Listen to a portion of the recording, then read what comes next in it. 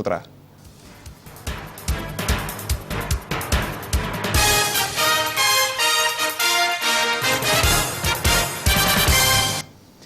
Pemirsa, kapal motor Wihan Sejahtera Senin kemarin tenggelam di Teluk Lamong, Surabaya, Jawa Timur.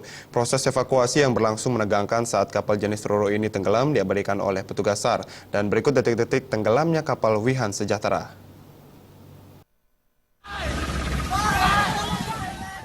Inilah gambar saat kapal motor Wihan Sejahtera tenggelam di Teluk Lamong, Surabaya, Jawa Timur. Terlihat petugas SAR sedang melakukan proses evakuasi terhadap puluhan penumpang kapal.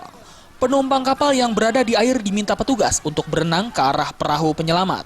Tampak dalam gambar juga terlihat puluhan penumpang kapal yang mengenakan pelampung berdiri di pinggiran kapal yang saat itu kondisi kapal sudah miring.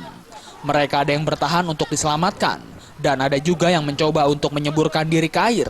Evakuasi terhadap penumpang kapal Wihan Sejahtera ini berlangsung menegangkan, bahkan banyak penumpang yang histeris ketakutan.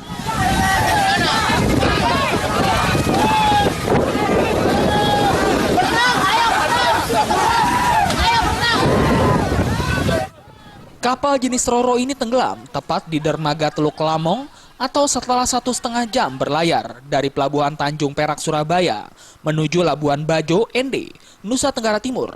Berdasarkan kesaksian penumpang, sebelum tenggelam terdengar dentuman keras dan tak lama kapal pun oleng dan mulai miring.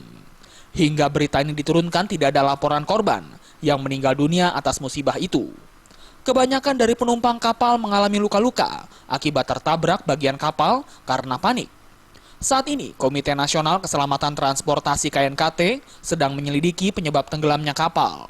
Namun dugaan sementara penyebab kapal ini tenggelam karena kapasitas penumpang yang melebihi muatan.